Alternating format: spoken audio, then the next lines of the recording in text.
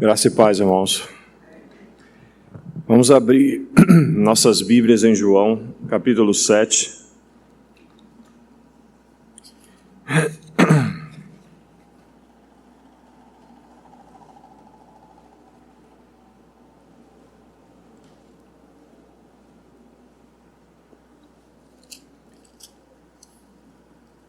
Verso 37.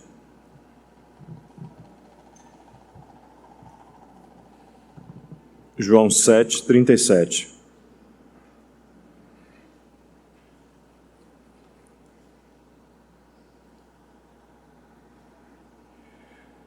Senhor, nós te damos graças porque o Senhor já foi glorificado.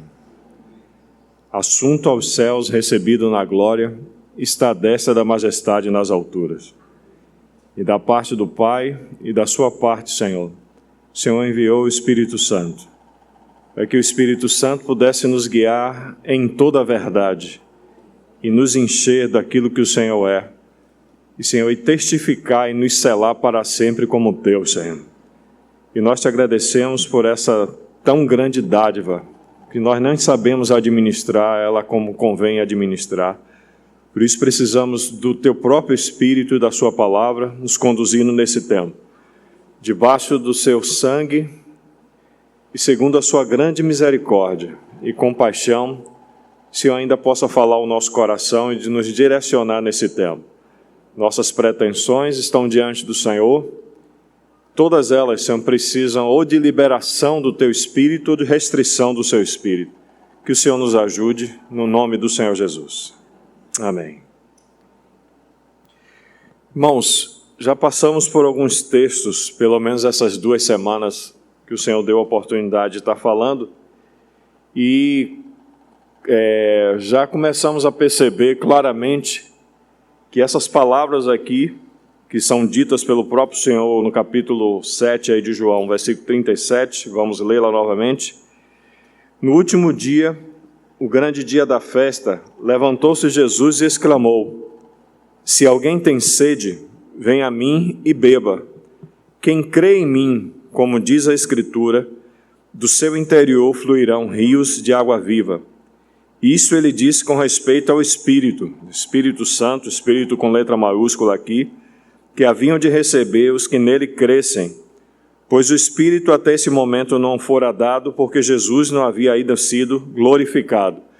Então, na ascensão e glorificação do Senhor, como já vimos, o Senhor envia o Espírito Santo.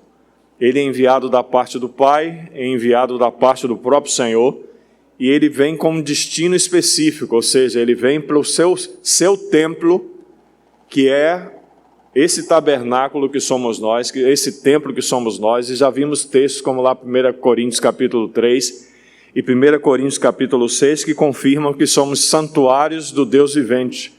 Nós somos santuários do Altíssimo, somos templos vivos, nosso corpo é templo do Espírito Santo. E o Senhor falou, quem cresce nele, do seu interior, do mais profundo do interior, é onde o Senhor se une ao espírito humano. No seu interior, o Senhor diz, fluirão rios de águas vivas. E pelo que estamos vendo, isso à luz do livro de Ezequiel, aqueles textos que já estamos vendo, não é um processo que acontece do dia para a noite. E aí daqui a pouco você é cheio do Espírito Santo. Mas é um processo gradativo, e como o Senhor mesmo falou para aquela mulher samaritana, se você beber dessa fonte, se você beber dessa água, você vai ter uma fonte no seu interior, que o tempo todo vai jorrar. Os irmãos com certeza já devem ter visto um minadouro, ou uma nascente de um rio.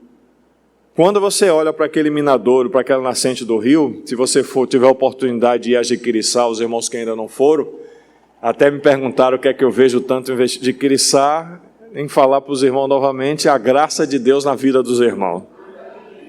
Entendeu? Então, e o que é que acontece? Indo para Jiquiriçá, nas oportunidades que eu tive de andar com Eliseu, ele mostrou a nascente dentro de um terreno dele. Aí você, entre 2 rochas, você percebe claramente um filete de água saindo. E aí você vai perseguindo aquele filete de água, daqui a pouco vai se tornando maior, maior, e aí você fica assim, como é que é isso? Como é que um filetezinho de água qualquer vai se tornar um grande rio? Mas é isso que o Senhor está falando para nós. Do nosso interior fluirão rios de águas vivas. Mas nós podemos impedir, como a nascente também pode ser impedida de fluir.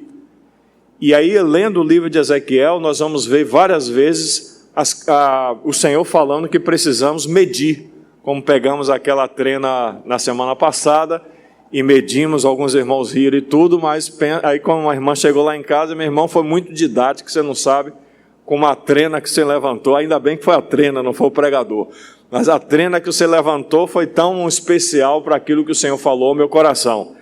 Então, o rio, a fonte está dentro de nós. E nós agora temos a responsabilidade, como diz lá, vamos para o livro de Ezequiel, novamente, capítulo 40.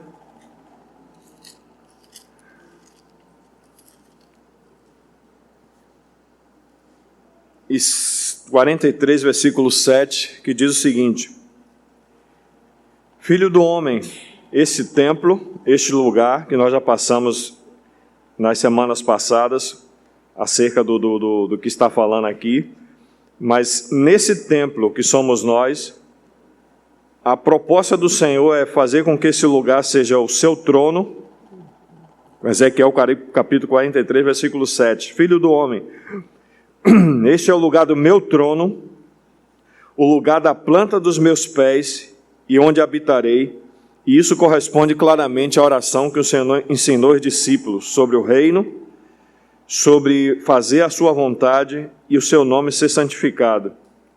E no capítulo 47, versículo 3, vamos continuar de onde paramos na semana passada, e diz assim: Saiu aquele homem para o oriente, tendo na mão um cordel de medir. Mediu 1000 côvados, que corresponde mais ou menos a 500 metros. E me fez passar pelas águas que davam pelos artelhos. Então, na perspectiva e visão que estamos tendo aqui no livro de Ezequiel, à medida que vamos medindo, é a redundância, mas é isso mesmo, à medida que vamos medindo, essa água que flui do interior, ela vai crescendo. E aqui, o que nós temos didaticamente do Senhor, pelo seu Espírito, falando por Ezequiel, é que tudo dentro do templo precisa ser medido. Tudo, absolutamente tudo. E aí, falando do nosso corpo, o que nós somos exteriormente, da maneira que nós nos manifestamos ou andamos, ou de alguma maneira testemunhamos com o nosso corpo. Na nossa alma, o que pensamos, o que sentimos, o que decidimos. E isso toca também a nossa personalidade, toca também o nosso temperamento e toca também, claro, o nosso caráter. Mas é interessante que temperamento e personalidade foram dadas por Deus exclusivamente para cada um de nós. Nós não decidimos ser melancólicos, nem decidimos sermos extrovertidos, nem decidimos ser tímidos. Lá, Salmo 139, gostaria de ler com os irmãos, para depois continuar aqui nesse texto. Lá no Salmo 139, Davi diz o seguinte, verso 13. Pois tu formastes o meu interior, tu me tecestes no seio de minha mãe. Graças te dou, visto que por modo assombroso, maravilhoso me formastes. As tuas obras são admiráveis, e a minha alma o sabe muito bem. Os meus ossos não te foram encobertos, quando no oculto fui formado, e entretecido como nas profundezas da terra. Os teus olhos me viram a substância ainda informe, e no teu livro foram escritos todos os meus dias, cada um deles escrito e determinado, quando nenhum deles havia ainda. Esse é o Senhor que nos formou e nos deu personalidade e temperamento que são exclusivamente nossos. mas que esse temperamento e essa personalidade, ela precisa ser revestida da pessoa do Senhor Jesus Cristo. E o nosso caráter nem se fala, né? Pedro diz assim, nós temos o legado dos nossos pais. E é interessante, quando a gente vai estudar esse assunto no livro de Provérbios, o filho é muito mais influenciado pelaquilo que os pais praticam do que daquilo que os pais ensinam. Então, por isso, o nosso Senhor, Ele é um modelo perfeito para cada um de nós. O Senhor começou a fazer e a ensinar, não foi ao contrário. Ele não começou a ensinar e fazer, Ele começou a fazer e a ensinar. Então, voltando lá para o livro de Ezequiel, tudo no nosso interior, irmãos, o nosso temperamento, a nossa personalidade, o nosso caráter, e no nosso espírito, a nossa maneira de adoração, as coisas que vêm ao nosso coração, as coisas que ocupam o nosso coração, tudo precisa ser julgado pela pessoa do Senhor, por esse Senhor que está dentro de nós. Entende? Então, a medida que vamos medindo, é a maneira também que o Senhor vai fazendo com que esse rio de águas vivas vá fluindo de dentro da nossa vida. Entende? Então, quando nós começamos a medir a nossa vida, daqui a pouco a água está no tornozelo. Medimos um pouco mais, segundo aqui que estamos lendo no livro de Ezequiel, e a água dá nos joelhos.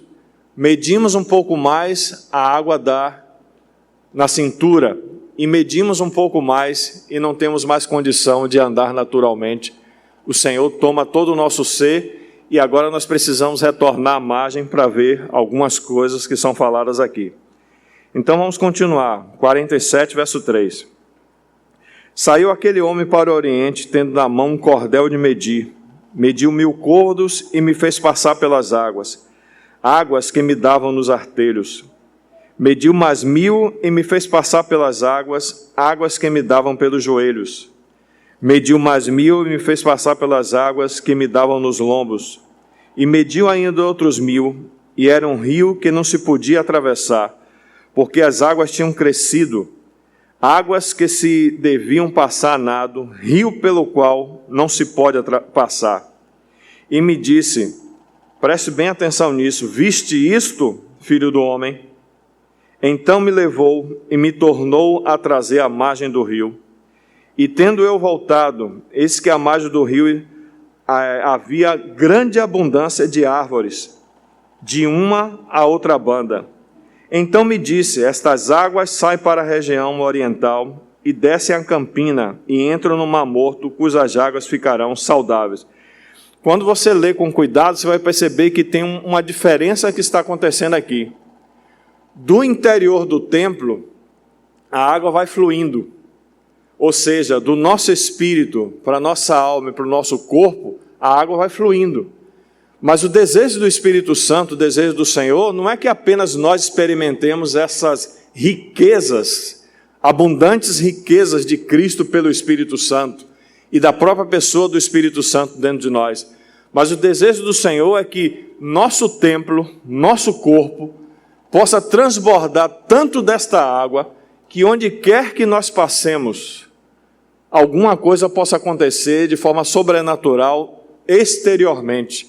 E as pessoas não sejam atraídas pelo que somos, mas sejam atraídos pela pessoa do Senhor que está fluindo de dentro de nós. E aí você vai começar a perceber um trabalho do Espírito Santo que não é apenas mais dentro do templo, é um trabalho do Espírito Santo no nosso exterior. E do nosso exterior para atingir outras pessoas. Quando nós chegamos aqui no versículo 7, diz assim, tendo eu voltado, eis que à margem do rio havia grande abundância de árvores, de uma e de outra banda. Então me disse, estas águas saem para o oriente e descem a campina e entram no Mar Morto, cujas águas ficarão saudáveis. Percebe o que está acontecendo? As águas do Mar Morto é aquela região onde estava ali Sodoma e Gomorra e mais ou menos algumas outras cidades circunvizinhas. E aquele lugar, por causa da sua podridão moral, ela foi julgada tremendamente pela pessoa do Senhor, de maneira que caiu fogo do céu. Aquele lugar ali, não caiu fogo e enxofre, e aquele lugar ali foi tão, podemos assim dizer, saturado do juízo do Senhor, que nada, absolutamente nada, tem de vida ali dentro daquelas águas, nem ao redor. A situação é tão salina, tem tanto sal naquela água, que se você der um mergulho, você não afunda. Você fica boiando, você pode escolher a posição, só espero que você não tenha a posição de querer nadar, ou querer a condição de querer nadar nesse mar morto, porque é impossível, principalmente por causa dos nossos olhos e da nossa pele. Quem já esteve lá e teve a oportunidade de se banhar naquelas águas, diz que quando você desce as águas e sai, seu corpo está começando a arder de tanto sal. Se cair nos olhos, piorou. Mas o Senhor está dizendo aqui que essas águas que saem do templo, esse minadouro contínuo, vai entrar no mar morto, e diz aqui, e ficarão saudáveis. Mas é também impressionante perceber o seguinte: se você for lá no Mar Morto, eu não fui, alguns irmãos tiveram oportunidade de ir, mas se você for lá no Mar Morto, você vai perceber que ela em relação ao nível do mar, o Mar Morto está 46 metros abaixo do nível do mar. E a maior profundidade lá, somando esses 46 metros, mais ou menos uns 377 metros de fundura, você tem 423 metros mais ou menos de profundidade. 423 metros de profundidade. Só tem sal. Não tem nada que sobreviva lá, não tem peixe. Não tem absolutamente nada. Mas a Bíblia fala claramente que essas águas serão águas purificadoras, e quando tocar ali o Mar Morto, essas águas vão ser purificadas, e quando a gente vai estudar um pouco mais, provavelmente ela não somente será purificada, mas nivelada ao nível da terra, porque o julgamento do Senhor foi tão profundo que levou aquela região a ficar mais baixa do que o nível da terra. Quando aquelas águas passarem por ali, vai purificar, as águas ficarão saudáveis. E veja o que é que vai acontecer. Toda criatura vivente que vive em enxames viverá por onde quer que passe esse rio. E haverá muitíssimo peixe, e onde chegar essas águas tornarão saudáveis as águas do mar. E tudo viverá por onde quer que este rio passe. Está percebendo o que é que o Espírito Santo quer com a nossa vida? Vamos continuar. Junto a ele se acharão pescadores, desde Engedi, que é naquela região, até Englaí. Haverá lugar para se estenderem redes. O seu peixe, segundo as suas espécies, será como o peixe do mar grande, em multidão excessiva. Muitas vezes nós estamos assim diante de situações que parece que nós estamos diante do Mar Morto. Assim, não adianta orar, não adianta fazer isso, não adianta fazer aquilo. Nada acontece, e tanto tempo eu estou fazendo isso e aquilo e nada acontece, mas estamos, na verdade, não usando o que precisamos usar dentro de nós para que isso possa acontecer. E quando chega aqui no versículo 11, diz assim: mas os seus charcos e os seus pântanos não serão feitos saudáveis, serão deixados para o sal. Junto ao rio, as ribanceiras de uma e de outra banda, nascerá toda sorte de árvore que dá fruto para se comer. Não fenecerá a sua folha, nem faltará o seu fruto. Nos seus meses produzirá novos frutos, porque as suas águas saem do santuário, e o seu fruto servirá de alimento e as folhas de remédio, como está lá em Apocalipse capítulo 22, versículo 2 em diante. À medida, irmãos, que o rio está fluindo, e à medida que por onde estamos passando, vai acontecer de que Mar Morto vai ficar saudável, vai ter peixes ali, ou em outras palavras, a pregação do Evangelho vai ser alguma coisa normal. Naturalmente vai acontecer. Ninguém vai ter dificuldade de dizer assim: poxa, quão difícil é esse povo dessa cidade. Mas pelo contrário, o Espírito Santo vai estar fluindo de tal maneira na nossa vida, que vai acontecer que onde nós passarmos, o Senhor vai fazer com que vidas possam ser tocadas e transformadas. Compreende? Mas pela mesma ação do Espírito Santo, versículo 11, que é intrigante, diz assim: mas os seus charcos e os seus pântanos não serão feitos saudáveis, serão deixados para o sal. Quando nós estamos debaixo da ação do Espírito Santo, e o Espírito Santo está fluindo das nossas vidas, tem coisas que o Senhor vai dizer para nós: nisso você não toca, você deixa do jeito que está, porque quem vai tocar sou eu com sal. E charcos, irmãos, nada mais é do que os atoleiros, brejos, lamaçal. E os pântanos nada mais é do que um lençol bem fininho de água numa superfície de água estagnada. Ao mesmo tempo que o Espírito Santo aqui está falando de coisas que são exteriores para atingir outras pessoas, mas didaticamente fala também de nossas próprias vidas e de coisas que estão acontecendo também ao nosso redor, que nos atinge, e de coisas que estão no nosso interior. Tem coisas em nós que o Senhor vai vivificar, mas tem coisas em nós que, ao estarmos debaixo da ação do Espírito Santo, o Espírito Santo vai dizer: isso aqui você tem que resolver, isso aqui precisa ser colocado sal. E vamos ver didaticamente essas palavras lá no livro de Marcos. E verso 12: junto ao rio, as ribanceiras de uma e de outra banda, nascerá toda a sorte de árvore que dá fruto para se comer. Não fenecerá a sua folha, nem faltará o seu fruto. Nos seus meses produzirá novos frutos, porque as suas águas saem do santuário, e o seu fruto servirá de alimento e folhas de remédio. Vamos para Apocalipse capítulo 22.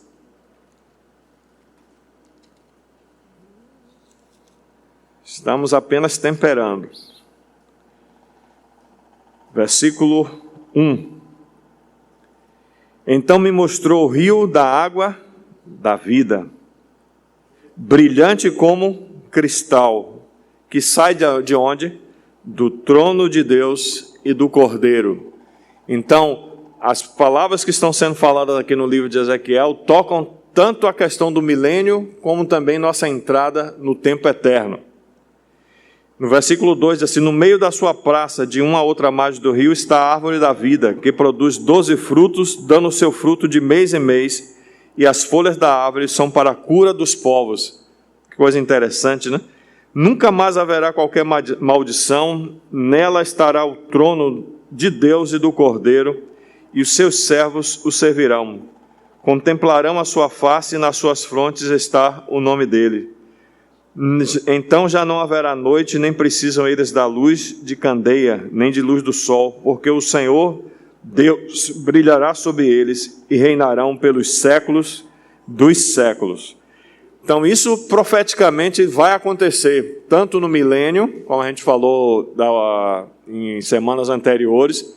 Então a profecia ela se cumpre num contexto que pode ser um contexto quase que imediato, também pode se cumprir num contexto um pouco mais para frente e uma finalização também no futuro, como o Senhor está falando aqui. Então o templo que somos nós é a habitação do trono de Deus, é o lugar do seu santuário, é o lugar onde Ele anda, mas também esse é o lugar onde a sua vontade precisa ser feita. No milênio, isso vai acontecer também, o Senhor vai estabelecer o seu reino. E no tempo eterno, isso também vai acontecer. Ou seja, a ação do Espírito Santo em todo o tempo da história e por toda a eternidade. Mas o que isso, irmãos, toca a nós com relação ao que precisamos fazer, ainda com coisas que precisam ser medidas? Vamos dar uma olhada aqui no livro de Marcos. Marcos capítulo 9.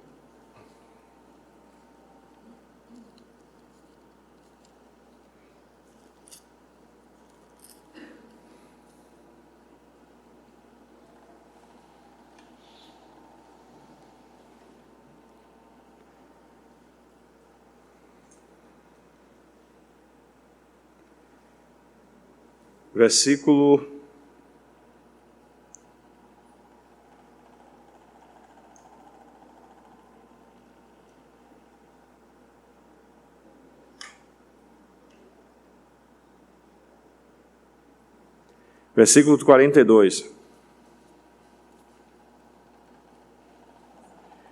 Diz assim: e quem fizer tropeçar um desses pequeninos crentes, melhor lhe fora que se lhe pendurasse ao pescoço uma grande pedra de moinho e fosse lançada ao mar. Agora perceba as palavras que são ditas pelo Senhor aqui, e junte essas palavras que foram faladas pelo Espírito Santo por boca de Ezequiel. Quando Ezequiel está falando de medir e do fluir do Espírito Santo, ele vai falar que à medida que está se caminhando, as águas estão nos pés, as águas estão no joelho, as águas estão aqui no lombo, e daqui a pouco as águas não conseguem mais fazer com que aquela pessoa ande naturalmente. Mas ela agora pega pelo próprio Senhor e ela retorna para a margem do rio e precisa considerar algumas coisas. Na consideração de algumas coisas no livro de Ezequiel 47, nós percebemos que o Espírito Santo, por onde ele passar, ele vai, por esse rio, purificar, vivificar, colocar árvores de um lado e do outro, das margens do rio, vai fazer com que haja abundância de pesca, já haja tanto peixe como há o peixe no mar, e por onde esse rio passar, ele vai vivificar. Mas tem coisas em nossas vidas, tem coisas ali, como nós lemos a questão dos charcos e do pântano, que precisam de uma, podemos assim dizer, de uma atenção maior da nossa parte. E aqui o Senhor vai falar justamente de caminhar, como se está caminhando naquele rio. Então você caminha 500 metros, você avançou. Você caminha mais 500 metros, avançou um pouco mais. Mais 500 metros, avança um pouco mais. Mais 500 metros, você não consegue fazer mais nada. E aí estamos o quê? Estamos caminhando. Olha o que o Senhor está falando aqui para nós. Diz assim: e quem fizer tropeçar indica o quê? Que alguém está... Está o quê? Ah, certo, está caminhando. Mas ele está dizendo aqui, se alguém fizer alguém tropeçar, um desses pequeninos crentes, é melhor pegar um amor e colocar no pescoço e se jogar. Isso é terrível, irmão. Terrível. Mas o Senhor está dizendo que nós podemos evitar muitas coisas que podem se tornar charcos e pântanos na nossa vida. Coisas pantanosas e coisas que são charcos, que o Senhor diz, isso aqui eu não vou purificar, isso aqui você precisa o quê? Salgar. As palavras agora precisam ser mudadas, não é apenas medir, agora precisa de uma ação de sal. E vamos lá aqui, versículo 43. E se tua mão te faz tropeçar... mão que faz tropeçar? Quem faz tropeçar é o pé que levou uma topada, né? Ou alguém colocou... Parece que tem alguns irmãos especializados em colocar o pezinho assim para... Mas é brincadeira, mas vamos voltar aqui. Mas aí o que ocorre? Se tua mão te faz tropeçar, o que é que o Senhor está falando aqui? Corta. Pois é melhor entrares manco na vida do que, tendo as duas mãos, irem para a geena, para fogo inextinguível, onde não morre o verme e nem o fogo e o fogo é inextinguível. E se teu pé te faz tropeçar, aí está certo, se teu pé te faz tropeçar, o que é que ele faz? Corta-o. E é melhor entrares na vida aleijado do que tendo os dois pés serem lançados no inferno, ou na geena de fogo, onde não morre o verme, nem o fogo se apaga, ou, mais próximo do original, onde o fogo é eterno. Versículo 47. E se um dos teus olhos te faz tropeçar, arranca-o. É melhor entrares no reino de Deus com um dos teus olhos do que todos os dois serem lançados no inferno ou na geena, onde não morre o verme, nem o fogo se extingue. Porque cada um será salgado com fogo. Bom é o sal, mas se o sal tiver se tornado insípido, como lhe restaurar o sabor? Tende sal em vós mesmos e paz uns com os outros. é uma palavra bem firme, dada pelo próprio Senhor, para nós que estamos o quê? Caminhando. Pela ação, irmãos, do Espírito Santo, nós podemos ter uma vida cheia da pessoa do Senhor. Cheia, muito cheia. Mas ao mesmo tempo, se nós não julgarmos que precisamos ser julgados, alguns lugares na nossa vida serão como um charco e como um pântano, e o Senhor diz que essas coisas Ele não vai vivificar nem purificar, mas cabe a nós, no versículo 50 diz, tende sal em vós mesmos, ou seja, nós precisamos nos salgar. Como eu colocaria isso como exemplo para os irmãos? Algumas vezes nós viemos do mundo com muitas coisas. Não sei, Senhor. Vem um monte de exemplo aqui, mas são exemplos até perigosos. Mas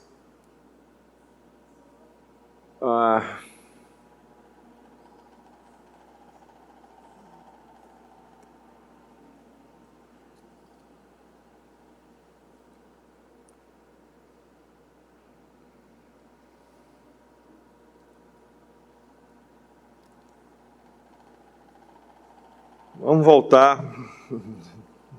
Se o Senhor quiser, a gente fala, se não, tudo bem.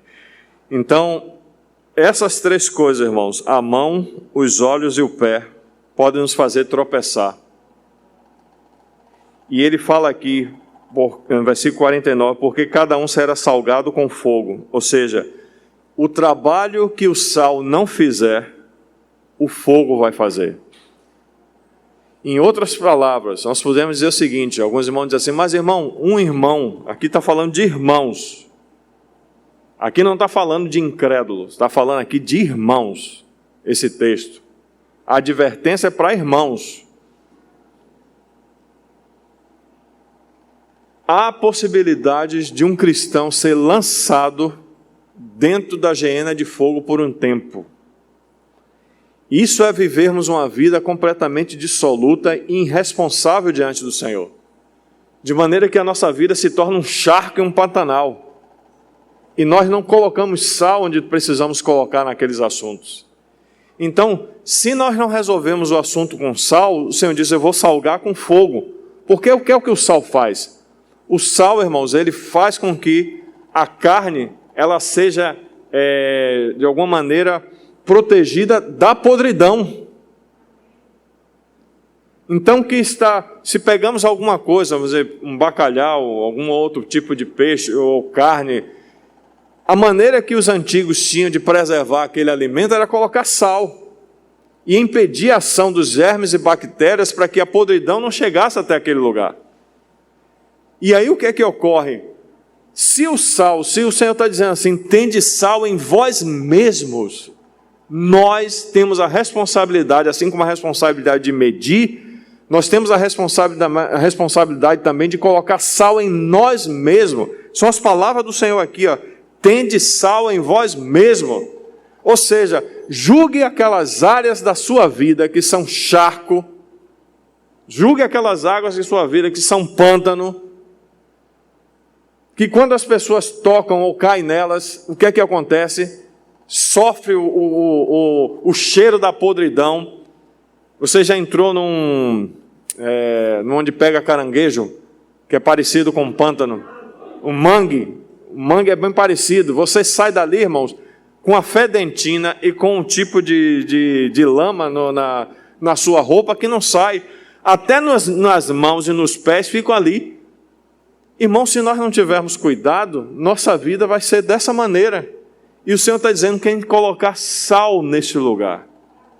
Tem que colocar sal neste lugar. E não é responsabilidade do irmão, mais uma vez a gente volta, não é responsabilidade do irmão ou da irmã que está do seu lado colocar sal. O Senhor está dizendo aqui, tende sal em vós mesmo. Nossa responsabilidade de colocar sal onde precisa ser colocado sal. Tem que colocar sal no olho, tem que colocar sal na mão, tem que colocar sal nos pés. Isso toca, irmãos, como estamos andando, como estamos praticando algumas coisas, o que estamos vendo. Não é responsabilidade dos outros julgar, mas quando a Bíblia fala claramente que cada um dará conta de quê? De si mesmo.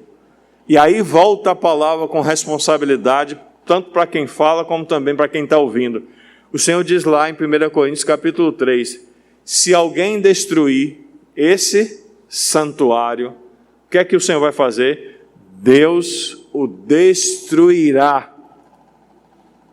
Alguns irmãos dizem assim, irmão, mas é muito forte essas palavras. Mas, irmão, são palavras que nós precisamos temperar nós. Precisamos temperar o que somos, temperar o que estamos fazendo, temperar o que estamos vendo. Permitir que esse sal que o Senhor já nos deu, que está em nós pelo Espírito Santo, possa colocar o sal no seu devido lugar. São tantas coisas, irmãos, que a gente poderia enumerar aqui, que precisam ser colocadas de sal, mas eu não quero ser indelicado. Eu não quero colocar palavras aqui que depois possam provocar até ação de alguma coisa espiritual. Mas eu quero que você, que eu mesmo, nós possamos pensar como estamos andando, o que estamos praticando, o que estamos vendo. Está se tornando pantanoso para nós e vai trazer dano para os outros. Porque com certeza, no versículo 42 diz assim, e quem fizer, olhe só, e quem fizer tropeçar um desses meus pequeninos crentes, melhor lhe fora não pendurasse no pescoço uma grande pedra de moinho e fosse lançado no mar. Irmãos, precisamos ter tanto cuidado com o que está aqui no nosso interior, de maneira que ao tocarmos uns nos outros, essa podridão que precisa de sal não seja manifestado. Não contamine, não destrua. E o Senhor está falando, se alguém destruir o outro, esse alguém vai ser destruído também. Não é destruição no sentido de aniquilação, não, nós não cremos nisso, nós cremos que a salvação é eterna. Uma vez o Senhor que Ele dê a salvação para alguém que crê, Ele não remove essa salvação. Mas por outro lado, irmãos, nós não podemos negligenciar essa tão grande salvação, vivendo da maneira que a gente quer viver nos dias que estamos vivendo. Então a responsabilidade de medirmos tudo no nosso interior, tudo, absolutamente tudo, não é introspecção, mas chegarmos diante do Senhor e colocarmos para Ele, Senhor, o que eu estou vivendo, o que eu estou vendo, como a maneira que eu estou caminhando, a maneira que eu estou fazendo as coisas, agrada ao Senhor ou isso está desagradando a Ti? Compreende? Então nós precisamos, irmãos, ver esses textos aqui e perceber se nós já não nos tornamos insípidos. Porque o Senhor diz que nós somos o sal da terra, não é isso? E também somos luz para este mundo. Mas se o sal se tornar insípido, o sal não se torna insípido primeiro para os outros. O sal se torna insípido primeiro para nós. E depois se torna insípido para os outros. Compreende? Então nós precisamos verificar, o Senhor tenha misericórdia, possa trazer luz sobre o nosso coração. E o Senhor diz, bom é o sal, mas se o sal viesse se tornar insípido, como lhe restaurar o sabor? Tende sal em vós mesmo. E aí diz aqui, e paz uns com os outros. Por que tantas guerras? Por que tantos disse-me-disse? Por que tantos ciúmes? Por que tantas fofocas? Por que tantas agressões pelas costas? Por que tanta hipocrisia? Por que tanta falta de verdade, lealdade e de amor? Por que tanta falta dessas coisas? É porque nós nos achamos, irmãos, melhor do que Deus nos acha. E Romanos capítulo 12 fala lá claramente que ninguém pense de si mesmo, além do que lhe é permitido pela fé. Não é sua fé. Não é você que tem que pensar e dizer assim, a minha fé é essa. A fé, irmãos, está baseada na palavra de Deus. Então, se a palavra de Deus lhe julga, se a palavra de Deus me julga, essa é a fé que eu preciso dizer assim, Senhor, estou aqui, eu não posso pensar além de mim mesmo. Então, à medida que vamos medindo a nós mesmos, nós temos que ter consideração.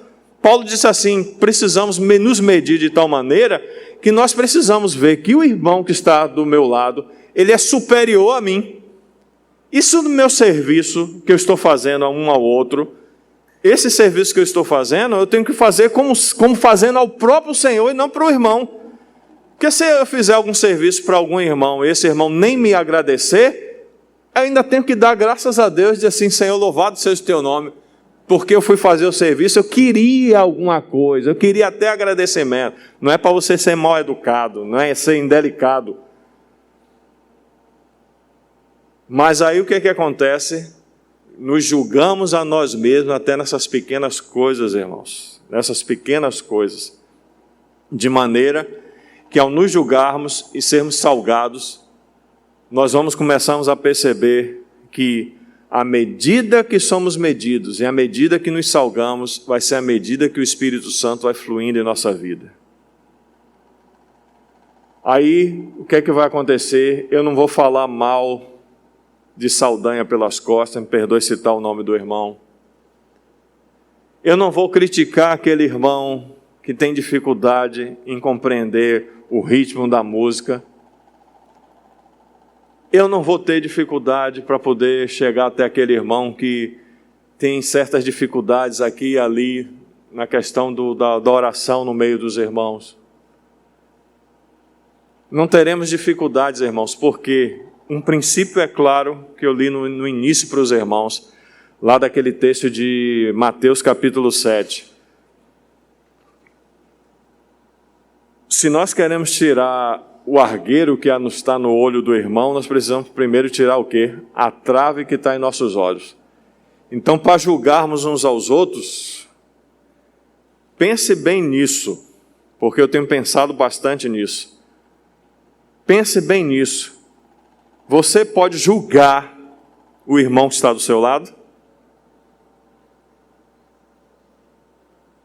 Com a nossa mente a gente diz que não. Mas com a nossa ação a gente julga. Mas se queremos julgar retamente, o que é que temos que fazer? Primeiro precisamos julgar quem?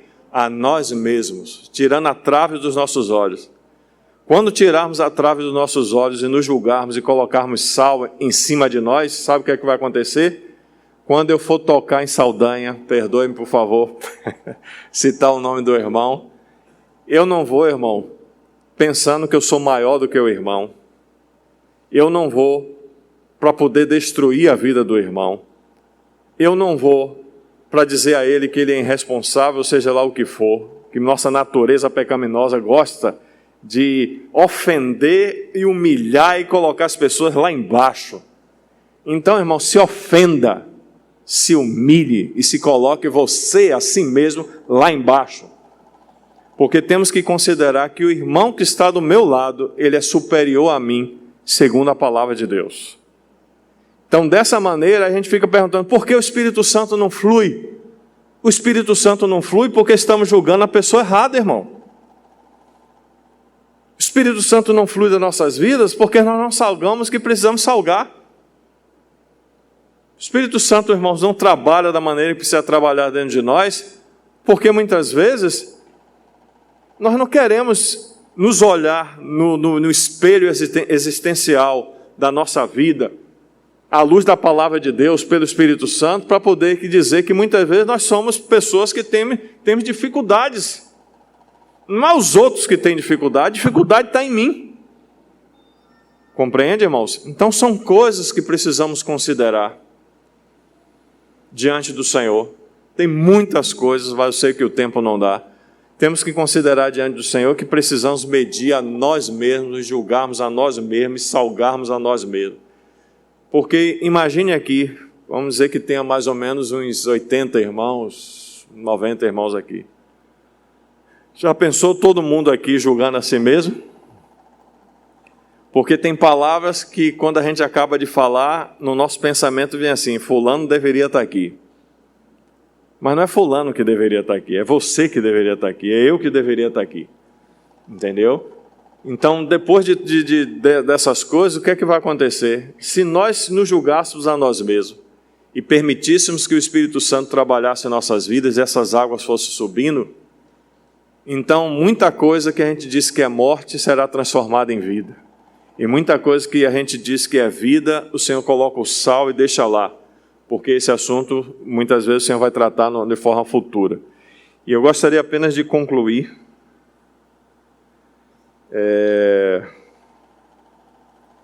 falando as palavras aqui da irmã Jessie Pelius. Só mais um minutinho, irmãos.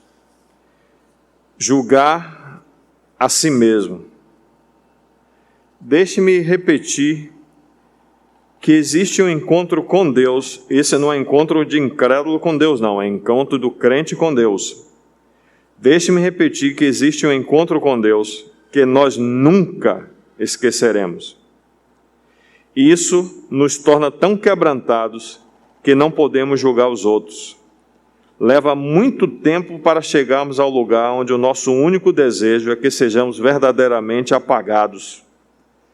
Desse modo, o conhecimento que temos de nós mesmos nos tornará cuidadosos ao ponto de não falarmos nada de nós mesmos, pois tudo que podemos dizer é o Senhor quem me julga. Seremos ofuscados de tal modo que nos tornaremos ensináveis e dispostos a amar o nosso lugar aos pés dos outros, e estarmos dispostos a ir bem baixo, ao pó, sem muito esforço, e então aquele que se humilha será exaltado. Ou então, esse rio de águas vivas, o Espírito Santo que está dentro de nós, ele vai fluir sem muito esforço, porque o impedimento para que o Espírito Santo flua somos nós mesmos. E não é o mundo, nem o adversário, nem o irmão. Algumas vezes alguns irmãos têm se tornado até adversários e inimigos, Senhor tenha misericórdia, mas não é nada disso exterior. O principal problema para que o Espírito Santo não flua em nossas vidas somos nós mesmos, irmão. A culpa não é de ninguém, senão nossa. Entendeu? E olhando essas palavras aqui da irmã Jessie Peliu, eu disse, Senhor, eu pelo menos não cheguei ainda aqui não. Acho que eu não devo ter chegado nem a 10%. Entendeu? Mas o Senhor nos ajude. É isso aí, irmãos. O Senhor tenha misericórdia de nós. E se trouxe peso, perdoe-me, não poderia ser alegre com as palavras que eu falei. Senhor, nós consideramos aqui o que falamos, e se precisa do sangue de Cristo, Senhor, nos cubra. Nós colocamos todas essas palavras em Tuas preciosas mãos, e apenas Te agradecemos pelo Senhor ter deixado o registro de como as coisas podem acontecer, de como podemos medir a nós mesmos, de como podemos nos julgar e perceber que tem tantas coisas em nós que nos fazem tropeçar, como o Senhor também nos exorta para que o sal, ele possa estar em nós. Por isso nos ajude, tenha misericórdia de cada um de nós, dentro do nosso contexto, da nossa personalidade, do nosso temperamento, das dificuldades do nosso caráter. Nós pedimos aqui que o Senhor nos ajude a ver o Rei, a ver o Senhor, de maneira que o Teu trono, a Sua santidade, o Seu andar, a Sua casa, possa ser de fato estabelecida em nós, como de fato somos casa do Senhor. O Senhor nos abençoe e nos guarde, é o que Te pedimos, Senhor, e Te agradecemos, em nome do Senhor Jesus.